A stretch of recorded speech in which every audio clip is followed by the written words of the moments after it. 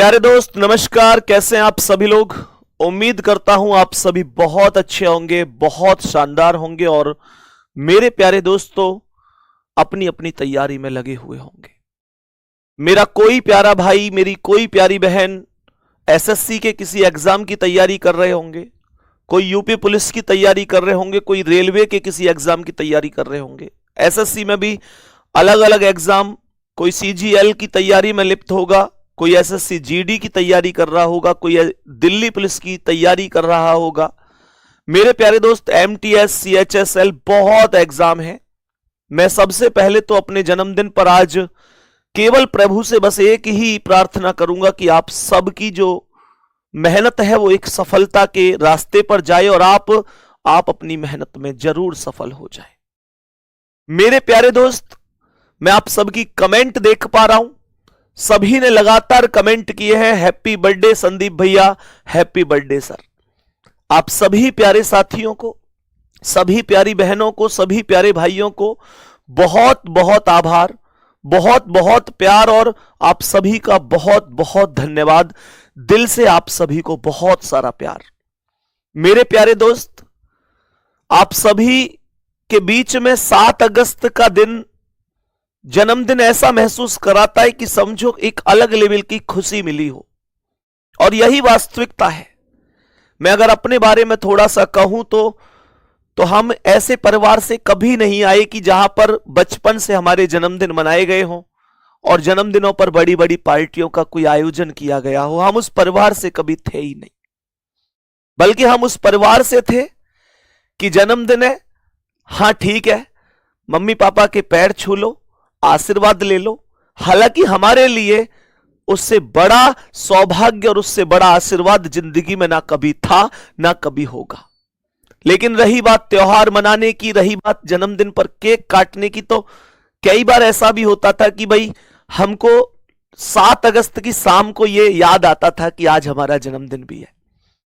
लेकिन जब से मैं आप लोगों के बीच में आया, आप लोगों से जुड़ा, आप लोगों ने सच में बहुत प्यार दिया, बहुत स्नेह दिया, जितना शायद मैंने कभी उम्मीद नहीं की थी उससे ज्यादा आपने प्यार दिया। और मुझे यह महसूस कराया पिछले 3-4 सालों में कि हां जन्मदिन क्या चीज होती है, क्या खुशी इस चीज की होती है। आप सभी के लिए उसके लिए बहुत सारा प्यार और आप सभी को बहुत बहुत आभार और बहुत बहुत प्यार आपके लिए। नहीं तो ये जन्मदिन की खुशियां, ये सब चीजें सच में हम उस परिवार से नहीं। और आप सब भी जानते होंगे, जितने भी मेरे प्यारे बहन भाई मध्यम वर्गीय परिवार से, आप सब जानते होंगे कि ये जन्मदिन वगैरह सच में हम जैसे परिवार के लोगों की चीजें सच में नहीं होती हैं।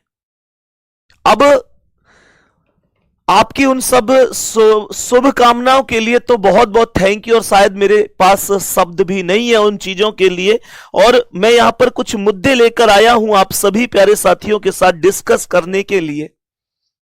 किताब मैं आपको दिखा देता हूं, किताब एकदम तैयार है। ये रही किताब आप लोगों की आ चुकी है, मैं और नजदीक से दिखा देता हूं, लेकिन पूरी चीज को सुनकर जाना। किताब एकदम तैयार है, कोई दिक्कत नहीं है। मैं आप लोगों को लेकिन अभी कुछ चीज डिस्कस करूंगा, उन सभी चीजों को थोड़ा सा विचार करना और मेरे एक एक सवाल को, एक एक प्रश्न को कुछ मैं आपसे पूछूंगा और कुछ अपने दिल की भी आप लोग कहना। बच्चे की आर्थिक स्थिति, मैं अभी सीधा सा जो बात कर रहा हूं ना, आज की स्थिति के ऊपर बात कर रहा हूं। 10 मिनट मेरी बातों को थोड़ा सा ध्यान से सुनना। मेरे प्यारे दोस्त, आज की आर्थिक स्थिति, अगर मैं बच्चे की बात करूं, उसके सपनों की बात करूं, तो क्या सच में बच्चा मेहनत नहीं करता?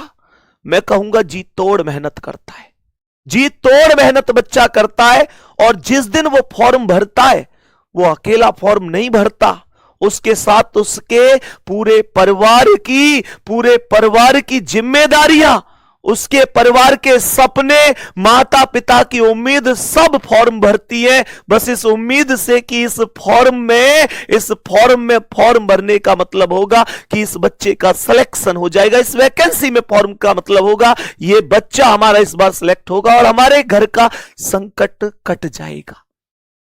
नो डाउट उस संकट को काटने के लिए स्टूडेंट मेहनत भी बहुत करता है, जी तोड़ मेहनत करता है। दुनिया तो कह देती है ना कि इधर उधर घूमता है, आवारा है, मजे लेता है, लेकिन कोई उसके दिल की बात जान पाता है कि उसने सच में कितनी मेहनत अपने जीवन में की होगी, उसने कितनी मेहनत अपने जीवन में की होगी, क्या उसका संघर्ष रहा है। हां, ये दुनिया रिजल्ट देखने के बाद बात करती है, चमत्कार को नमस्कार होता है मेरे प्यारे दोस्त, लेकिन दिल टूट जाता है कुछ तस्वीर देखने के बाद। मैं बात कर रहा हूं एसएससी के उस मुद्दे की, रेलवे के उस मुद्दे की, जो आज आप सभी प्यारे साथियों के सामने एकदम उपस्थित है। मेरे प्यारे दोस्त, आप देख रहे हैं क्या माहौल बना हुआ है। हम भारत को विश्व गुरु बनाने की बात करते हैं, लेकिन क्या ऐसा भारत विश्व गुरु बन पाएगा जहां के गुरु शिक्षक जहां सड़कों पर लाठी खा रहे हो। मैं पूछना चाहता हूं मेरे प्यारे दोस्त, क्या गलती है उन शिक्षकों की? क्या उनका कोई निजी स्वार्थ है? केवल यह गलती है ना कि अपने बच्चों के हक को लेने के लिए, आवाज उठाने के लिए चल दिए हम लोग, तो उस आवाज को, मैं कह रहा हूं उस आवाज को कोई